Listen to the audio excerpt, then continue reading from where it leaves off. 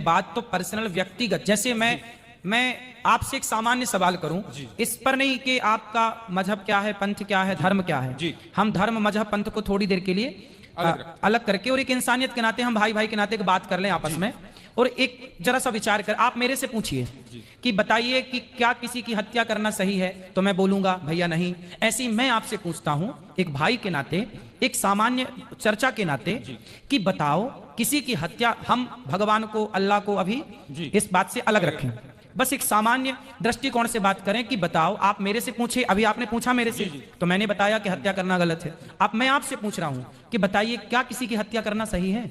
मैं इसका उत्तर ये दूंगा कि ये निर्भर करता है परिस्थिति पे। यहाँ जितने भी मेरे भाई मर्डर में आए हैं, किसी ने खुशी से नहीं किया, बिल्कुल, कोई परिस्थिति ऐसी उत्पन्न हुई, बिल्कुल, या कोई दुश्मनी थी, कोई किसी को, एक अभी आया है आखंड जो हमारा हिस्सा है, 2 दिन पहले की बात है, उसकी बहन को किसी ने बलात्कार किया था, वो लड़का बलात्कारी अंदर आया, मगर वो 2 महीने में जमानत पे छूट गया, तो उसके भाई ने उसको बाहर मार दिया। मैं ये नहीं कह रहा हूं कि वो हत्या सही है, करना सही है, मगर परिस्थिति ऐसी होती है। और एक अफसोस की बात है, ये यहाँ में प्रशासन की, कौन से प्रशासन, जो बाहर का कानून व्यवस्था हमारी है, कि वहां गरीब बेचारा तो मारा जाता है, अमीर पैसा देके निकल जाता है। देखो, आपने भी देखा होगा, आपने अभी बताया कि जैसी परिस्थिति में किसी ने मर्डर कर दिया, परिस्थिति में किसी ने गलत किया, तो परिस्थिति में गलत कर दिया, पर यहाँ जितने लोग हैं, मैं आपसे भी पूछूं कि आप यदि किसी का मर्डर करके आए हैं, तो क्या यहाँ से जाने के बाद आप फिर वो गलती करेंगे? नहीं, तो अगर नहीं, अगर परिस्थिति वैसी, मुझे अगर कोई मारने आएगा तो मैं तो मारूंगा। हाँ, लेकिन यूं ही आप तो किसी की चढ़ाई नहीं करेंगे ना। ऐसे तो पागल नहीं है ना कि हम किसी को भी, जैसे कहा बस वही तो है कि मजबूरी थी, चींटी को भी पैर मतलब देख के। बिल्कुल बिल्कुल। फिर करोड़ों की कंपनियां ऑल आउट क्यों बेचती है? वो मच्छरों को मारने के लिए दवाई क्यों देती, कॉकरोच को मारने की दवा क्यों देती जी, उस पर बैन लगा दे फिर सरकार जी, क्योंकि वो तो दवाई बेचती है और करोड़ों रुपए कमाती है। फिर तो किसानों को, अगर यही है सनातन धर्म में कि नहीं मारना चाहिए, हाँ। मैं अपने प्रधानमंत्री से अपील करता हूं, गुजारिश करता हूं कि ऐसी कंपनी को बंद कर दो जो इन जीव जंतु के मारने की दवाई देती। देखो, जितने की जरूरत है, अब जैसे हमारे यहाँ 5 जो छोटे छोटे पाप हैं, जैसे हम झाड़ू लगाते हैं तो बहुत सारे चींटियां मर जाती हैं, हम लोग बारिश गर्मियों में घड़ा में पानी भरते हैं तो ठंडक के कारण बहुत सारी चींटियां आती हैं, मर जाती हैं। हम लोग लकड़ी और कंडा समझते हैं, गाय का सूखा गोबर, उसको ओपले बोलते हैं। क्या बोलते हैं आप? ओपले।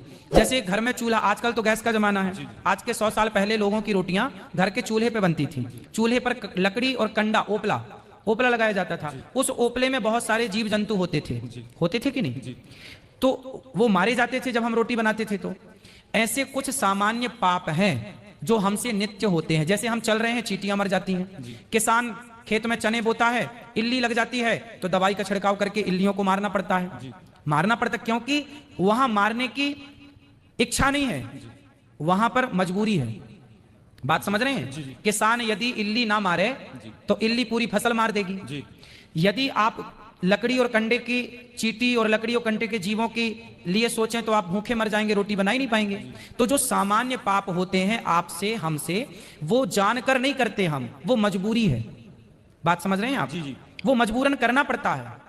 हम किसी को यूं ही नहीं मारेंगे, मजबूरन हमें, हमारी सेना बंदूक लिए घूम रही है ना, कि मजबूरन जरूरत पड़ने पर अटैक होगा। उसी तरह से हम जानबूझकर किसी को नहीं मारते, मजबूरी पे मारना पड़ता है, इल्ली को, मच्छर को, मक्खी को। उसी तरह मजबूरी है तो इनको मारा गया। हम बेवजह नहीं मारते किसी को। बात ये नहीं है कि आप क्यों मारते हैं, बात ये है कि वे वजह क्यों मारते हैं, बस बात ये है, बेवजह। वही मैं भी कह रहा हूं ना कि ये गलत धारणा है कि हमारे धर्म में शायद किसी को बिला वजह मारा जाता है। जी, ऐसी धारणा बाहर न जाए। हर धर्म, कोई भी धर्म नहीं सिखाता। हाँ, बस बात भाई ताली बजा रहे हैं कि आपकी बात पे सही बात है, मगर किसी भी धर्म में, हमारे धर्म में, अगर ये मुझे एक, जिसको लाइफ साइकिल कहते हैं, जीवन चक्र, कि ये चीजें हैं। अगर पेड़ काटना भी पाप है, हाँ, मगर रबर, अगर पेड़ ना काटा जाए, रबर ट्री जो होता है, तो गाड़ियों के टायर नहीं बनेंगे। बिल्कुल।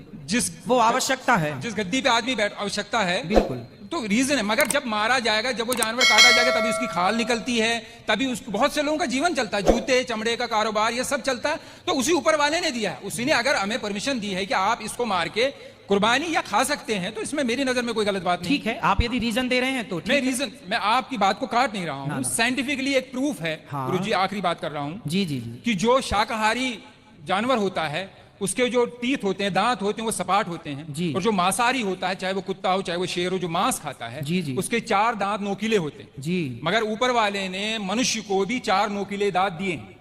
रीजन यही है कि अगर सिर्फ दुनिया में, सिर्फ मैं मुसलमानों की बात नहीं कर रहा हूं, अमेरिका में क्रिश्चियन है, जूस हैं, जितने भी धर्म हैं, सब में खाया जाता है। क्या मांस? जी। नहीं तो मांस खाया, और हर किस्म का मांस खाया जाता है। मांस खाना सही मानते हैं आप? जब परमिशन, जब मुझे मेरे ईश्वर ने, जिसने मुझे जना है, उसने परमिशन दी है, तो तब हाँ, तो मैं कोई बात आपके मानूंगा। आपके हिसाब से सही है, पर हम हिंदुओं के हिसाब से, हम देखो मांसाहारी जो कुत्ता होता है ना, जितने भी मांसाहारी जानवर हैं वो जिह्वा से पानी पीते हैं। कुत्ता चाट कर पानी पीता है, शेर चाट कर पानी, बिल्ली चाट कर। लेकिन जो शाकाहारी जानवर हैं, बकरी है, गाय है, ये होंठों से, मुंह से पानी पीते हैं। अब आप बताइए कि आप मुंह से पानी पीते हैं कि जिह्वा से चाट कर पानी पीते हैं?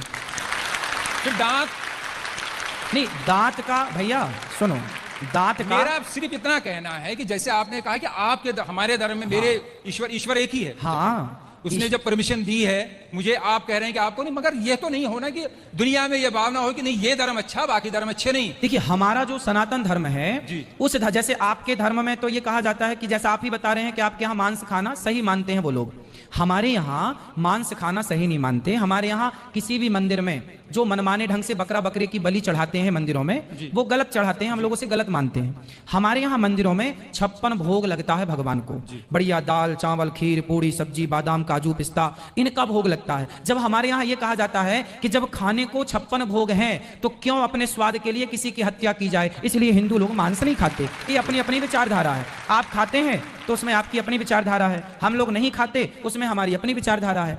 अब ये देखना है कि किसकी विचारधारा श्रेष्ठ है। यदि श्रेष्ठता का निर्णय किया जाएगा तो ये देखा जाएगा, और निर्णय नहीं करना तो अपनी अपनी जगह सब ठीक है।